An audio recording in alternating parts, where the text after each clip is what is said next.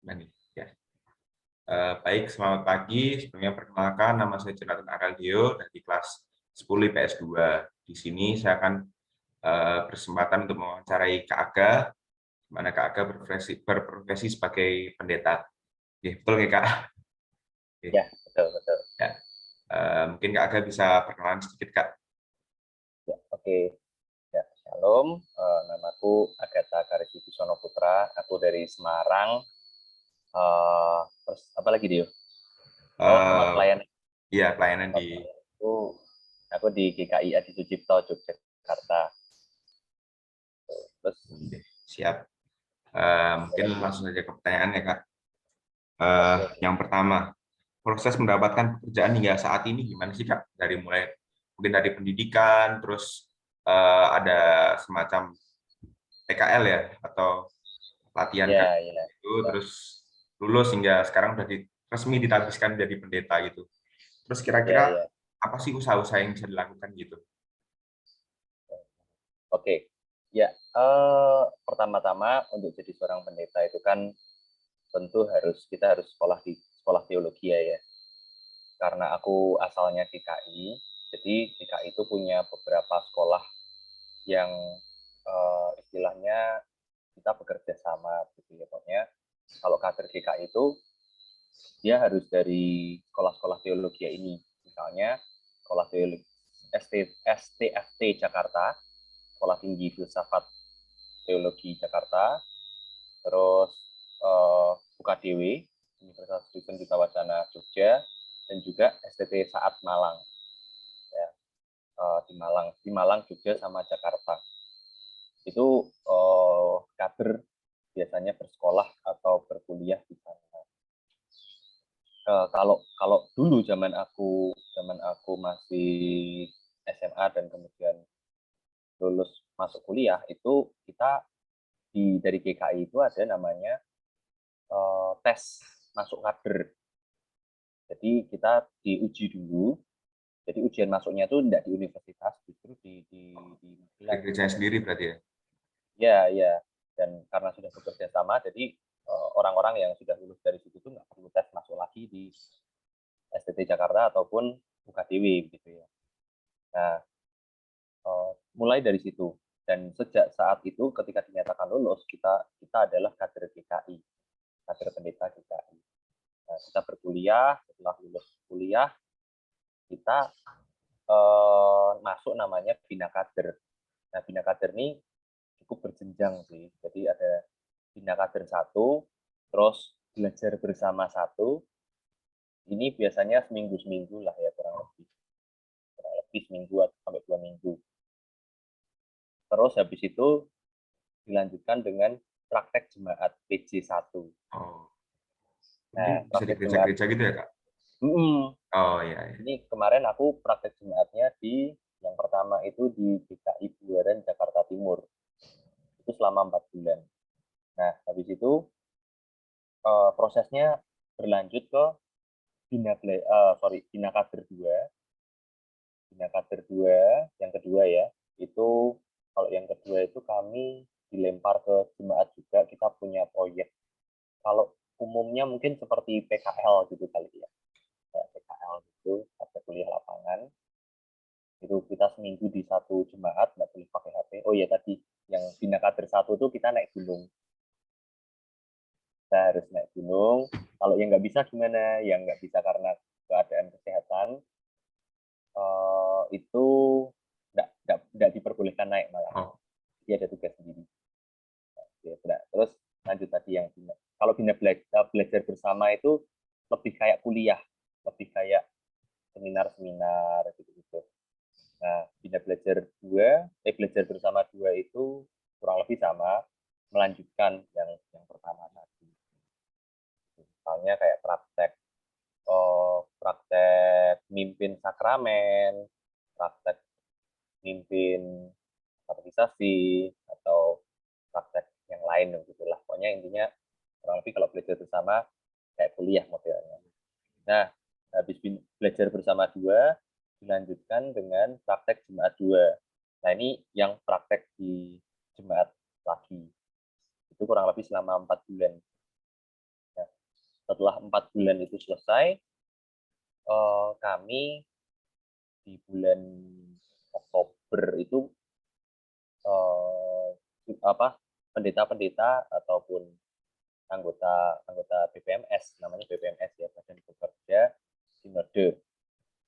Anggota BPMS itu mereka rapat kerja, rapat koordinasi untuk menentukan penempatan.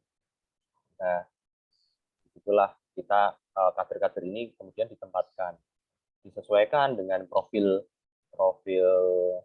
misalnya ini profilku seperti ini, dan profil jemaat yang mencari pendeta ya. Profilnya misalnya nih jemaat kemarin Adi Sucipto gitu ya, carinya yang bagaimana?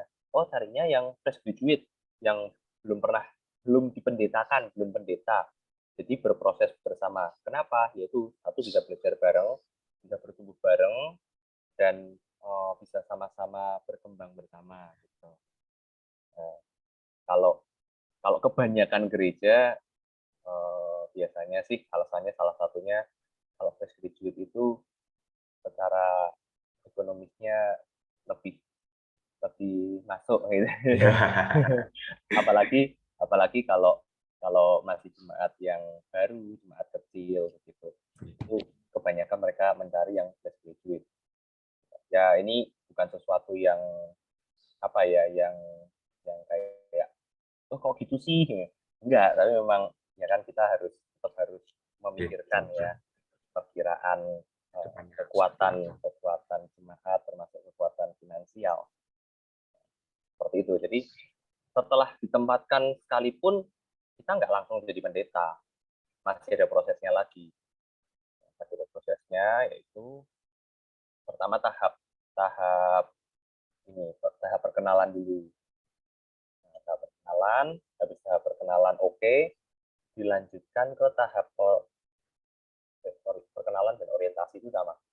Jadi kalau aku kemarin itu tahapnya itu bantuan pelayanan terlebih dahulu, karena kan belum benar-benar mengenal gitu ya, benar-benar mengenal, bantuan pelayanan, habis itu ya perkenalan. Setelah perkenalan oke, kemudian dipenatuakan. Jadi penatua ya Kak? Ya, jadi penatua. Ya. Jadi sudah punya jabatan gerejawi begitu ya. Nah, di tahap penatua ini disebut orientasi gitu ya.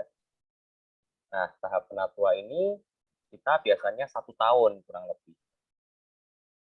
1 tahun. Tadi tahap perkenalan itu 6 bulan kurang lebih. Kalau lancar tuh 6 bulan, habis itu orientasinya 1 tahun.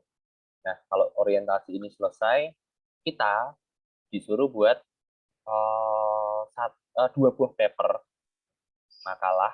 Yang pertama tentang paper teologis, jadi yang berhubungan dengan teologi ya. Yang kedua paper tentang tata gereja. Jadi kita suruh cari tata gereja, kita suruh cari pasal-pasalnya, apa sih, ada problem apa di sana, atau kita mau mengapresiasi apa di sana, kita mau membahas apa di tata gereja itu. Nah, kita buat paper itu kurang lebih 3 bulan. Setelah 3 bulan selesai di ACC oleh pembimbing. Habis itu kita akan bersama-sama melakukan bukan kita ya. Ya, kita sebagai kader itu akan diuji. Gitu. Kalau dulu bahasanya itu peremtoar, atau mungkin kalau bahasa zaman sekarang itu percakapan gerejawi. Ya, mungkin Dio kemarin tahu aku ada percakapan gerejawi itu kan. Iya, bikin itu kan Kak. Tahu. Yang kemudian di live-kan di YouTube gitu. Iya. Nah, itu kurang lebih suasananya sama dengan sidang skripsi. Ya, gitu. Jadi setelah percakapan gerejawi kita dinyatakan layak jadi pendeta, maksimal ada waktu 6 bulan untuk jemaat itu mempersiapkan. Jemaat itu maksudnya gereja ya, maksudnya GKI, misalnya GKI Adi Sucipto, GKI Ngupasan, itu namanya Jemaat Adi Sucipto, Jemaat Ngupasan. Kalau orang-orangnya itu anggota jemaat. Ya. Nah, mungkin itu sih, itu sekilas tentang perjalananku dari masuk kuliah sampai dipendetakan. Nggak sebentar, bukan proses yang Ya sebentar. harus proses panjang ya Kak, mestinya dari awal hingga Jadi saat 4 ini. tahun. Kalau aku lulus itu kan awal 2017 sampai 2021 kan, berarti 4 tahun. Ya, betul. Pertanyaan yang kedua Kak, hal-hal apa saja yang bisa membuat Kak Aga tuh semangat Kak dalam menjadikan diri kuat untuk meraih pekerjaan ini? Hal-hal apa yang membuat Kak aku Aga semangat kuat gitu. dan semangat? Ya. Kalau di dalam dunia ini, dalam dunia penderitaan gitu ya, banyak hal yang memang gampang banget buat kita itu down. Banyak hal yang memang gampang banget buat kita itu jatuh. Kalau kita tidak benar-benar hati-hati, gampang banget itu tuh jatuh. Jatuh dalam apa sih? Bisa dengan dalam kesombongan. Karena kan kita pendeta ini kan gimana pun disorot orang ya. Ya, betul. Kita ini tetap dilihat oleh banyak orang. Bahkan tidak jarang juga suara pendeta itu katanya bisa bisa banget gitu. Ya, betul. Kalau kita tidak berhati-hati dan cenderung jadi memanfaatkan, nah tentu kita bisa jatuh. Dan godaannya memang sangat banyak. Apa yang membuat aku kuat? Ya kembali lagi ke ucapan syukur sih. Kita harus terus menyadari dan menghayati bahwa hidup kita ini adalah pemberian Tuhan. Hidup kita ini adalah sesuatu yang memang Tuhan itu karuniakan, memang Tuhan itu segalanya cukupkan. Ini bukan hanya untuk pendeta aja ya, semua dari bidang pekerjaan kita yang kita geluti itu tentu akan harus kita hayati sebagai sebuah pelayanan kepada Tuhan. Nah, kebetulan pelayanan yang kita geluti atau yang Dio nanti akan geluti itu adalah pelayanan yang full time. Bisa dikatakan kita ini enak banget. Sementara teman-teman yang lain masih harus bekerja dan pelayanan, kita bekerja dan pelayanan itu jadi satu, ya kan? Betul, betul, betul. Nah, Jadi total di gereja ya Kak. jadi terus menerus di gereja. Apa yang membuat kita kuat yaitu tadi. Ketika kamu bersyukur, ketika kamu melihat kehidupanmu, ketika kamu menyadari bahwa apa yang kita dapatkan saat ini itu anugerah. Nah, rasa syukur itu yang bisa membuat kita kuat. Ya, meskipun ada momen-momen tertentu di mana ya namanya sisi manusiawi begitu ya, kita tetap bisa jatuh nggak bisa, kita tetap bisa down nggak bisa, kita tetap bisa terpuruk nggak, itu tetap bisa. Walaupun kita manusia dan kita, kalau aku paling nggak mau ngomong bahwa apa ya, nggak boleh nggak seakan-akan tuh nggak boleh protes, nggak boleh ini. Terus kita meluapkan emosi kita tuh sebetulnya nggak masalah ya, maksudnya protes tuh kan kok gini ya, tapi itu nggak boleh stop sampai di situ dan nggak boleh mengurangi rasa percaya kita sama Tuhan. Emosi ada untuk kita buang dan luapkan. Memang penyaluran emosi ini yang harus kita jaga, ya. Harus kita atur, kita harus mengolah emosi itu, dan kita harus menyadari dan menerima ketika kita berada dalam satu keterpurukan, satu kondisi tertentu yang membuat kita benar-benar down. Dio nanti ke depan, bahkan mungkin ketika Dio mau jadi pendeta, ketika mungkin kelas 2, kelas 3 SMA, mungkin ada momen-momen di mana Dio agak ragu. mungkin ya, it's okay, nggak apa-apa ya, nggak apa-apa. Ada perasaan ragu itu wajar karena yang akan kita hadapi memang satu pelayanan yang besar, dan ketika kita ragu itu justru menurutku itu merupakan satu momen di mana ya aku sungguh-sungguh memikirkan dan bergumul tentang itu. Oke, mulai dari perjuangan Kak Aga dari awal hingga akhir sampai bisa ditabiskan resmi menjadi pendeta. Menurut Kak Aga, pengalaman yang paling berkesan itu di mana Kak kira-kira? Pengalaman paling berkesan tentu dihabiskan ya. Tapi itu kayaknya itu yang baik, itu yang keren. Itu berkesan karena ketika aku melihat perjalanan ke belakang, hal yang terjadi juga, dan aku jujur tidak dulu ya, maksudnya dulu itu tidak terlalu aku nanti kalau jadi pendeta gimana, atau aku kalau jadi pendeta gimana ya. Aku tidak terlalu yang sampai membuat itu tuh sesuatu yang berat sekali gitu ya. Jadi nah, tapi ada satu momen di mana aku sedang keadaan terpuruk sekali. Aku waktu itu bahkan penulisan skripsiku pun tertunda karena ada satu buah pergumulan yang cukup berat buatku. Aku nggak bisa fokus nulis skripsi, aku nggak bisa melanjutkan apa ya, progres itu. Nah itu yang tadi tak bilang, aku bahkan aku nggak tahu aku bakal jadi pendeta apa enggak itu di momen itu sebetulnya. Dan aku tidak terlalu kemudian tidak terlalu memikirkan tentang hal itu ya. Nah, tapi ada satu momen yang menjadi turning pointku, yang menjadi titik balikku, yaitu ketika aku kecelakaan. Aku waktu itu perjalanan dari Semarang ke Jogja itu ya Kak? Saya pernah cerita mungkin di khotbah ya. Ya. Kamu masih ingat. Nah, aku sedang perjalanan itu, aku kecelakaan jatuh karena hal konyol, karena nginjek batu yang kemudian membuat ban motorku sobek. Di kecepatan itu aku oleng dan aku terlempar. Ketika aku terjatuh itu, aku sadar bahwa Tuhan kalau mau aku mati, gampang mati. Itu di satu jalan raya yang cukup ramai kan, biasanya ramai, biasanya mobil itu kenceng-kenceng, dan biasanya banyak truk pasir dan truk kontainer.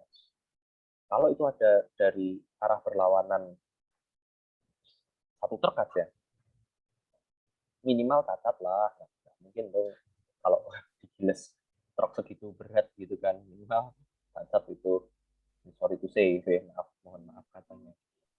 Tapi minimal aku tidak akan balik seutuhnya normal. The worst-nya ya, meninggal di tempat. Nah, di momen itu, oh ya mungkin aku jelasin kenapa kok aku juga itu menjadi titik poin. Itu bukan kecelakaan yang kena batu terus jatuh. Gitu. Kecepatanku waktu itu karena jalanan lengang, sepi, ya biasalah ya, masih muda. Yeah. Bawaannya pengen ngegas terus ya Kak? Ya? Bawaannya pengen ngegas terus motor. Bawaannya pengennya ngegas terus kan. Lari 90, ada batu, oleng, jatuh, helmku full face itu bagian depan sini retak, dan bagian belakang sini juga retak.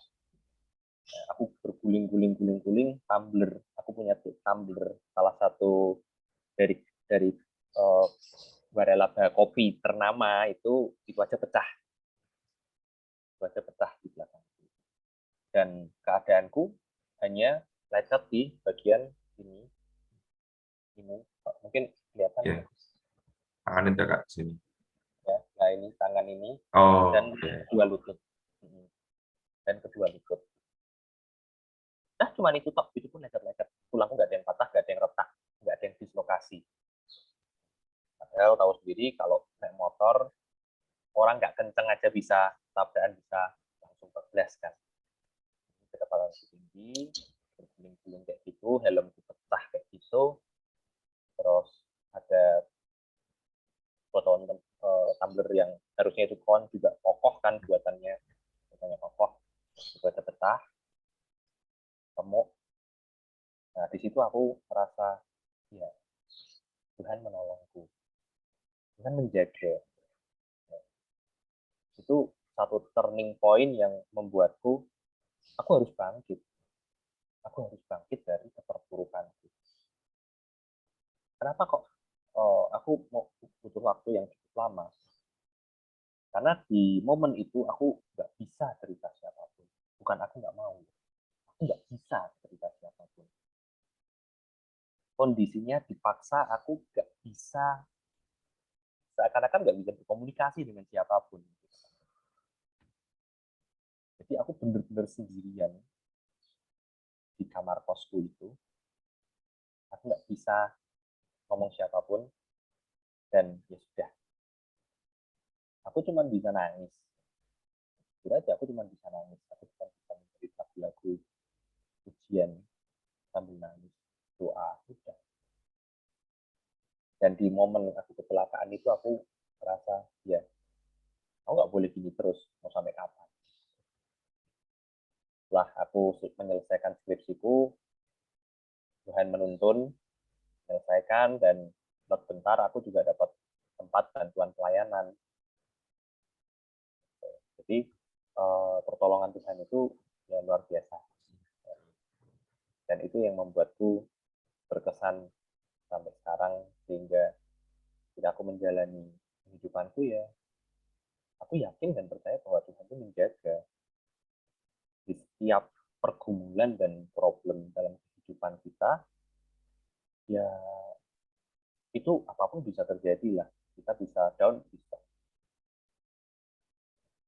Bukan berarti kamu nanti jadi pendeta, kamu nanti masuk teologi terus kamu jadi worry free, kamu jadi problemless gitu, enggak.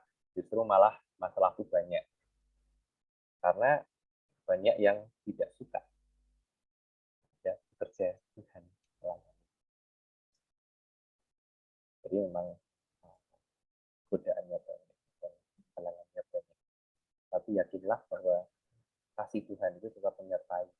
Mungkin tidak menghilangkan kecemasan dan tidak menghilangkan eh, masalah kita, tapi membuat kita mampu. Jadi itu salah satu yang paling berkesan.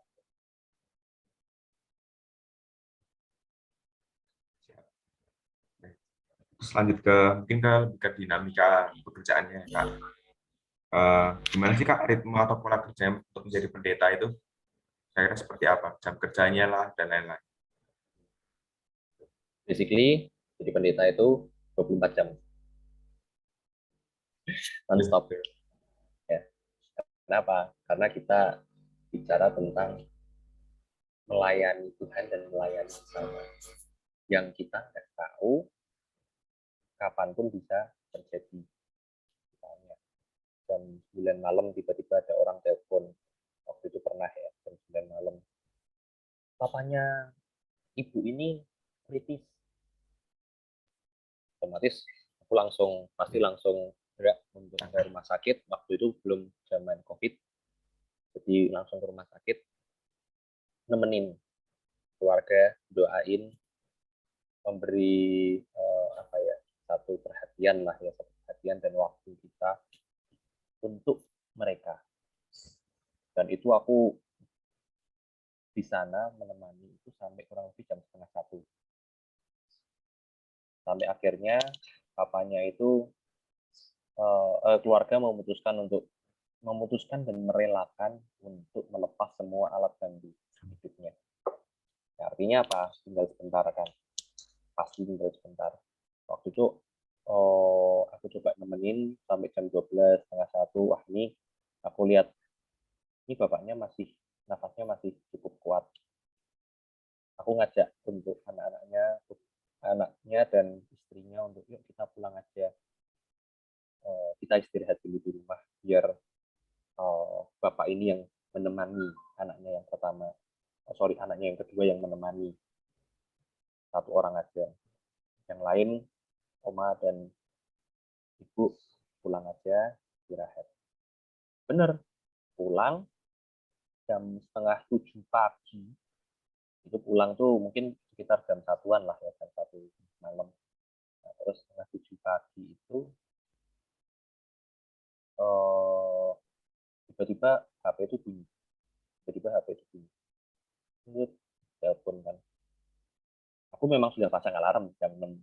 Jam 6 sudah pasang alarm, tapi pas baru melek, HP bunyi, telepon, papa sudah nggak ada. Itu langsung lompat lari, mandi, langsung ke rumah sakit lagi, bantu kepengurusan selanjutnya, dan ya tentunya mendoakan. Ya, jadi momen-momen kayak gitu tuh yang kita nggak bisa melihat jamnya itu. Kalau mungkin banyak yang mengira pendeta itu santai, pagi siang bisa bisa santai di rumah ya.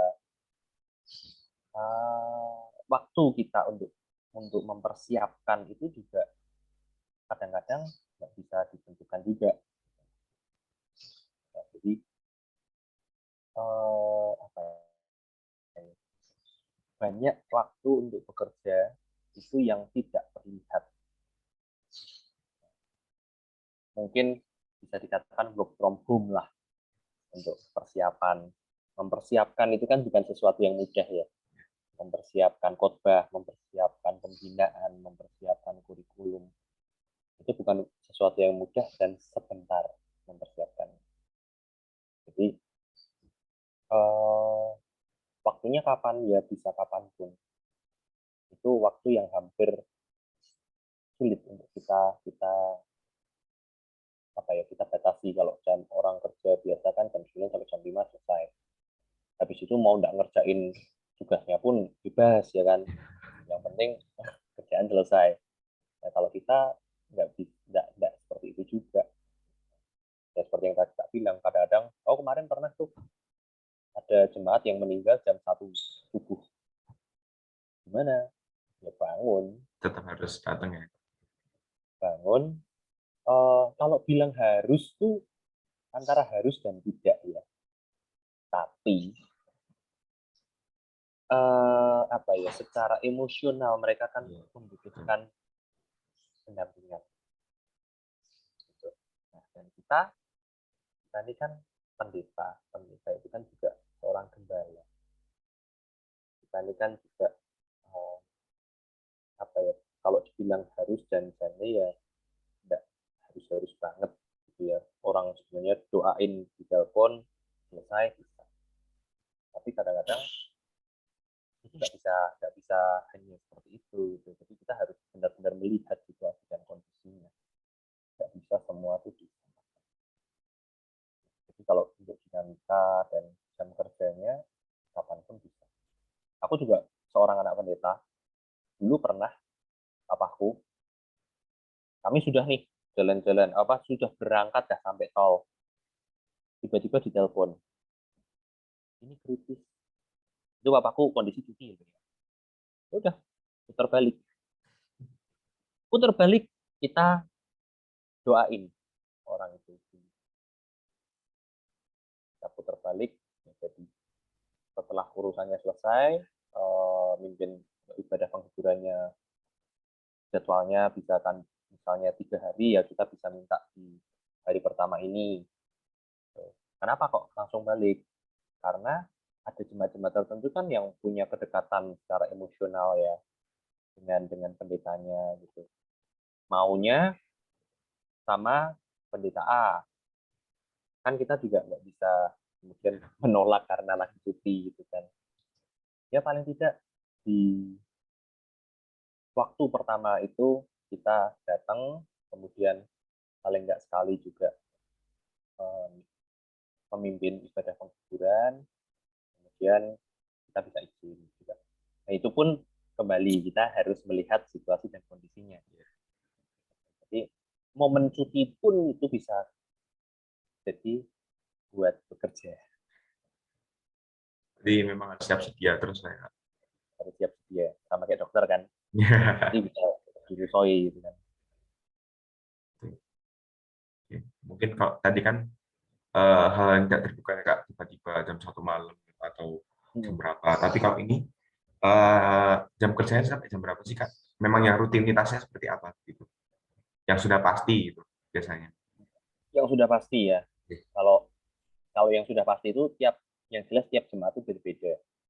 Ada yang harus kantor, kayak misalnya di Adi Sucipto ini kita punya jam namanya jam konseling gitu ya. Aku tiap Selasa jam 3 sampai jam 6, Rabu Kamis itu jam 9 sampai jam 12. Itu ada satu waktu khusus di gereja untuk kalau orang mau konseling. Itu yang pasti. Kemudian waktu untuk mimpin khotbah ya, mimpin ibadah. Ketika khotbah itu sebulan itu aku 3 kali, minggu 1, 3, dan 4. Itu pasti khotbah gitu. Nah, di pemuda itu tiap minggu ketiga itu pasti khotbah. Kalau yang nggak pasti remaja dan anak itu yang nggak pasti. Untuk Yang pasti jadi jam konseling dan jam untuk mempersiapkan khotbah. lalu Kak, untuk relasi antar rekan kerja itu seperti apa untuk menjadi pendeta gitu? Mungkin di gereja bisa atau mungkin di mana gitu. Relasi atau Ya, rekan ya. kerja seperti apa? Untuk relasi dengan rekan kerja antar pendeta ataupun antar pelayan, maksudnya mungkin Slimer gitu ya. Kayak kalau di GKI itu kita punya namanya TPG, tenaga pengerja gerejawi. Jadi mereka itu tenaga kategorial yang memang khusus untuk diplot khusus untuk misalnya kategori usia tertentu, untuk remaja, pemuda, atau untuk khusus untuk musik. Kalau di kita kan kita ada ada Kak Rita. Kalau di jemaat lain ada tenaga pengerja khusus musik, ada tenaga pengerja khusus melatih paduan suara gitu ya. Nah, kalau untuk relasinya bagaimana? Kalau dalam pandanganku, kita ini rekan. Kita ini rekan. Dan sekali lagi, kita ini kan pelayan Tuhan ya. Yang kita layani itu Tuhan. Jangan sampai antara sesama rekan itu saling saling ini saling bersaing atau saling ikut-ikutan. Itu yang nggak pernah aku lakukan. Jadi dalam kita pelayanan yang satu yang harus kamu ingat dan harus kamu jaga itu bagaimanapun orang orang lain ngikut kita, jangan sampai kita juga terjebak untuk ikut-ikutan ikut. Kita nggak bersaing kok, ngapain bersaing apa sih? Misalnya ada nggak yang bersaing gitu ya? Ya secara formal kita menyebutkan tidak ada namanya pelayan. Tapi seringkali yang terlihat oleh banyak orang dan banyak tentu di anggota jemaat, banyak sekali gereja ya, bukan hanya kita, atau mungkin di luar sana ya, atau terlihatnya ada persaingan. Kenapa? Ya mungkin kok pendeta A kok lebih lebih lebih disukai jemaat, kalau lebih disukai jemaat, lebih dekat jemaat sama jemaat, kan bisa dapat ini, bisa dapat itu. Ya, kalau aku sih enggak ya. Uh, kita berrelasi seperti kita berrelasi bahwa dia rekan, dia itu membantu kita. Dimanapun kita kalau kerja sendiri yo pontal-pontal, kita nggak bisa loh kerja sendiri. Apalagi kalau sudah jemaat besar, nggak mungkin. Kita harus pasti membutuhkan tim, kita pasti membutuhkan orang lain. Jadi mungkin nanti kamu akan merasain dalam tanda kutip persaingan semacam. Tapi jadilah pelayan Tuhan, bukan pelayan jemaat, bukan pelayan gereja, tapi pelayan Tuhan. Kalau kamu menjadi seorang pelayan Tuhan, kamu akan punya sikap yang baik, kamu akan punya sikap yang bijak, dan kamu akan punya satu pandangan goalmu itu untuk Tuhan, bukan untuk manusia. Kalau kita melayani Tuhan, yang kasih kita berkat itu kan Tuhan, kan? Bukan dari manusia. Kalau mereka menghasut banyak orang, kalau mereka main dengan cara-cara yang kotor, ya udah, itu bagian dari bagian dari salib yang kita harus pikul, bahwa melayani Tuhan itu tidak, itu tadi, tidak kemudian menjadi worry free, tidak kemudian menjadi tidak ada problem. Mereka juga sama-sama manusia, ya terus gimana Kak? Ya kita doain bareng, kita doain aja. Pesannya kayak klise banget ya. Ya, normatif sekali, tapi ini penting. Ini penting buatku. Rekan kerja bukan musuh kerja, rekan kerja bukan saingan.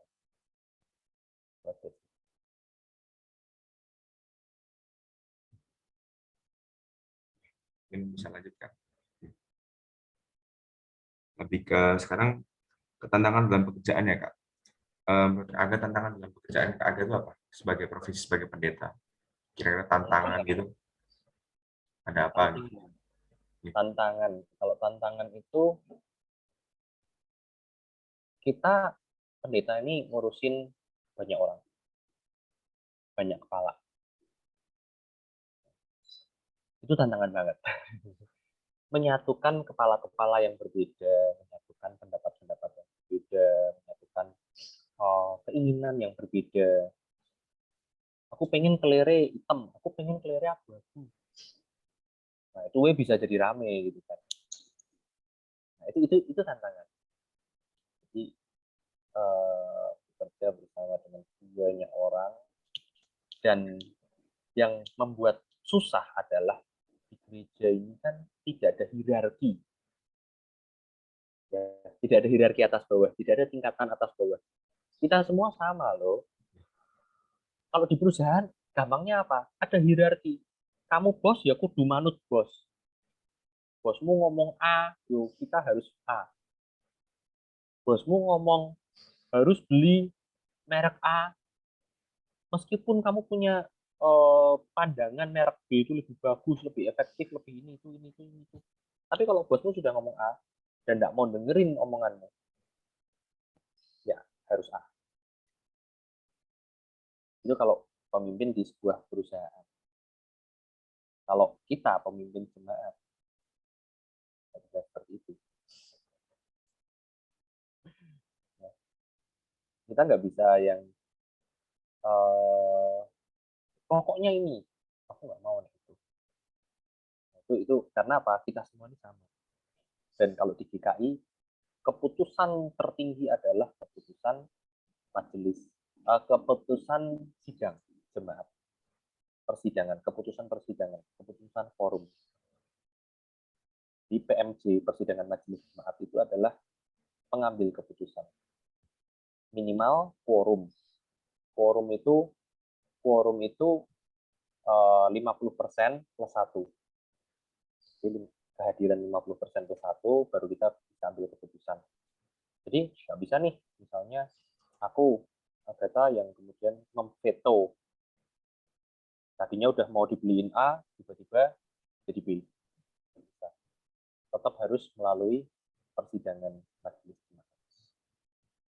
Jadi tantangannya di mana? Itu tadi yang aku bilang di awal, bahwa pendeta itu identik dengan punya kuasa. Itu juga jadi satu tantangan tersendiri. Dipandang orang, kata-katanya didengarkan, Jangan sampai kita terjebak pada menyalahgunakan wewenang demi kesenangan atau pendapat kita pribadi. Itu juga jadi tantangan. Terus tantangannya apa lagi ya?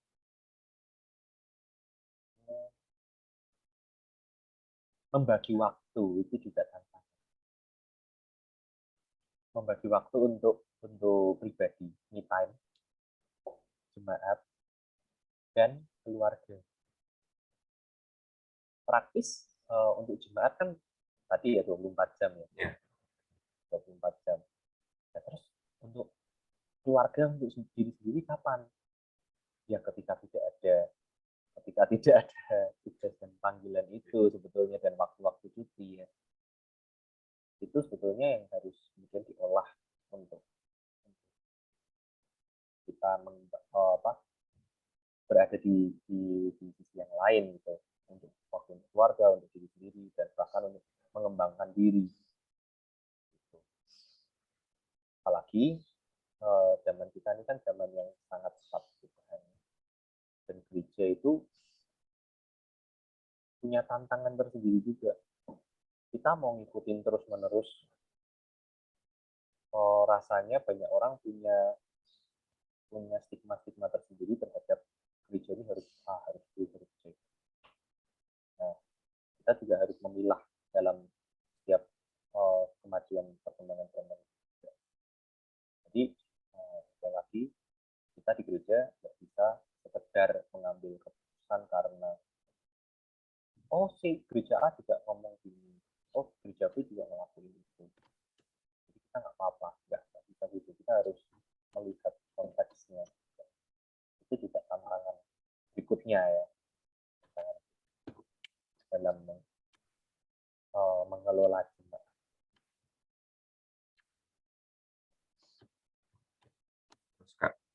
Apa saja yang perlu disiapkan dalam bekerja? Mungkin ada keterampilan khusus kah, atau bagaimana untuk menjadi seorang pendeta?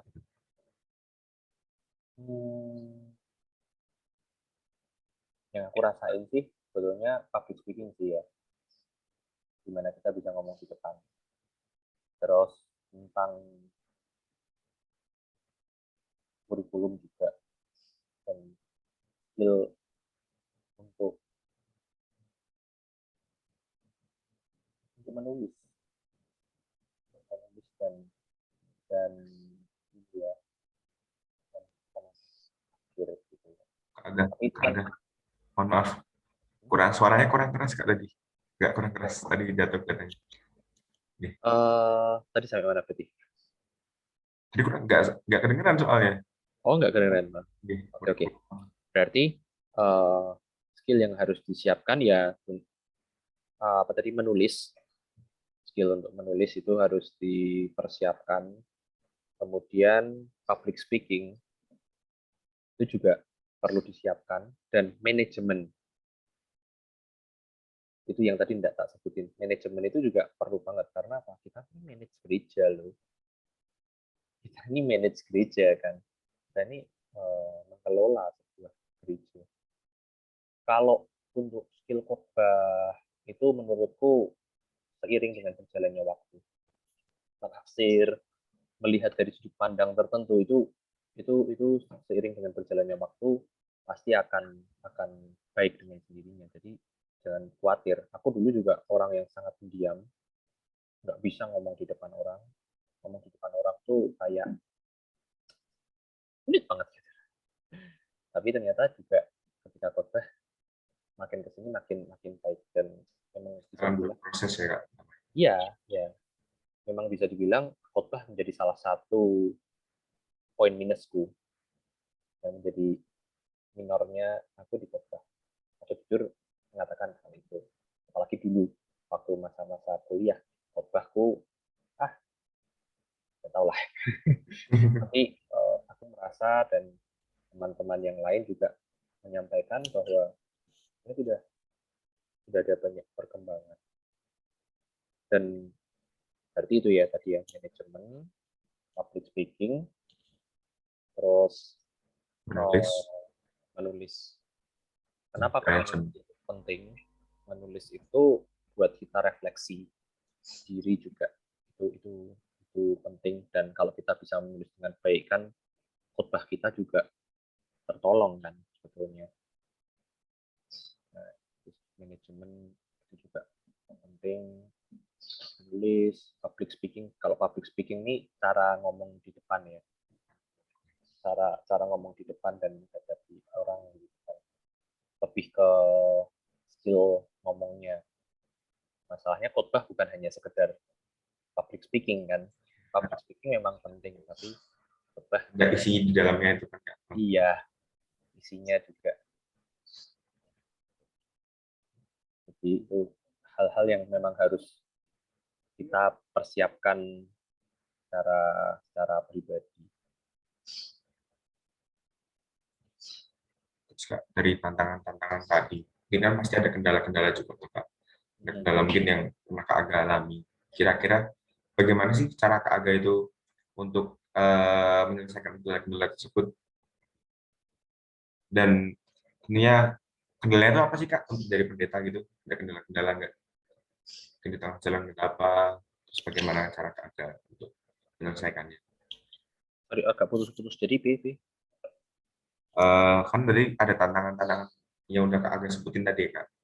Terus mungkin ada juga kendala. Terus dari Kak Aga sendiri, apa sih Kak kendalanya? Terus bagaimana cara mengatasinya? Bagaimana kita cara menyelesaikan kendala-kendala tersebut? Kendala-kendalanya ya. Kan beberapa poin. Kendalanya kembali lagi kita berhadapan dengan banyak orang.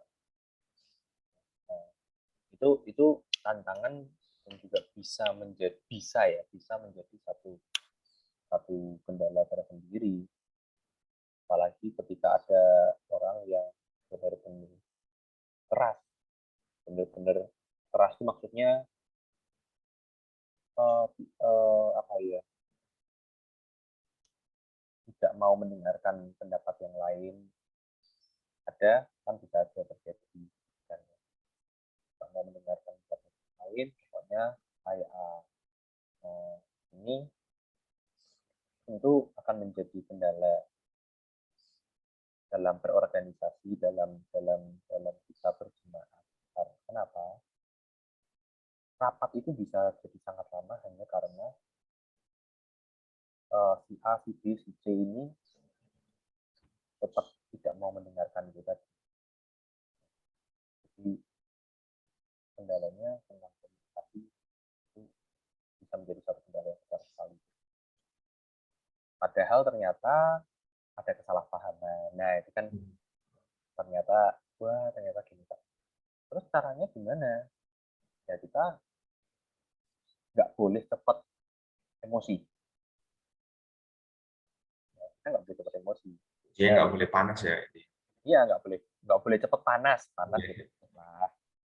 Namanya juga ini kan orang komputer kalau dipakai terus juga panas kan.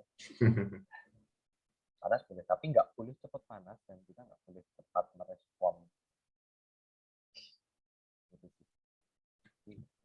Setiap ada kendala apapun kita nggak boleh cepat bereaksi. Nah, ketika kita cepat mereaksi segala sesuatu dengan cepat, itu justru hanya menjadi masalah yang baru. Masalah itu malah bertambah. Ya, ada momen-momen tertentu kita harus cepat untuk bereaksi, tetapi ada momen-momen yang tidak boleh cepat bereaksi. Misalnya itu tadi lagi panas di persidangan, lagi panas, ngomongannya jadi agak nggak enak, berdebat silat kata gitu kan. Di situ itu kendala sikap berorganisasi dan harus benar-benar bijak dalam menanggapi.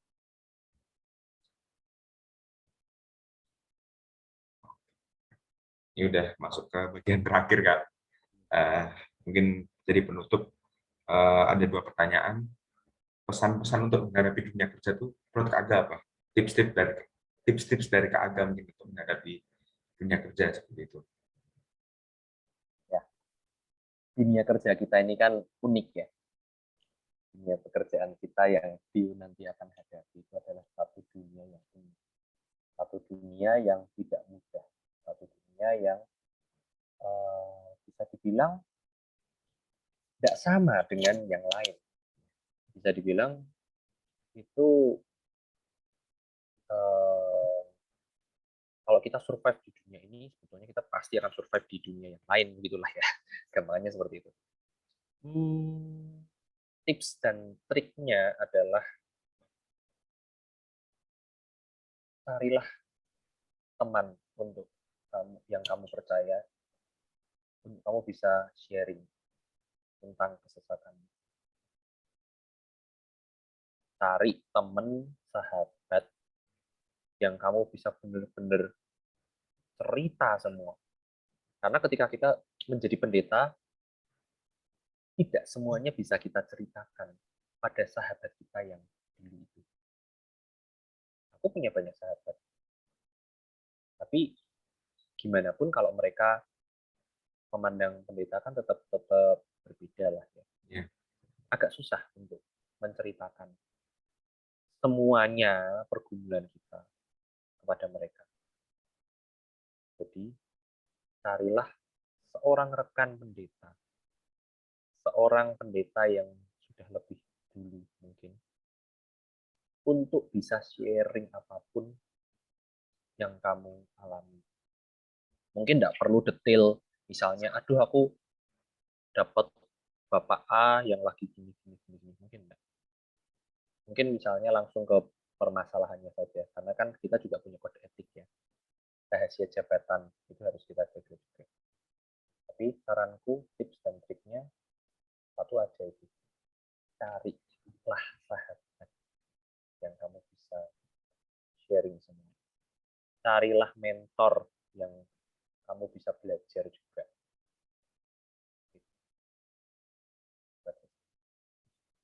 Terus Kak, yang terakhir, harapan atau doa Kak Aga untuk generasi muda itu seperti apa Kak? Harapanku yaitu itu tadi sih. Generasi muda bisa bersatu. Generasi muda itu bisa bekerja sama. Karena apa? Aku melihat banyak generasi muda itu yang tadi aku bilang sikut-sikutan, ya bersaing secara tidak sehat, menyingkirkan satu dengan yang lain dengan cara yang tidak benar demi keuntungan pribadi. Kalau kita percaya sama Tuhan, kalau kita percaya berkat itu mengalir dari Tuhan, harusnya kita tidak akan bersaing secara tidak sehat. Bersaing tidak sehat itu apa? Menjatuhkan orang lain, bikin gosip-gosip yang nggak benar, fitnah, kayak gitu.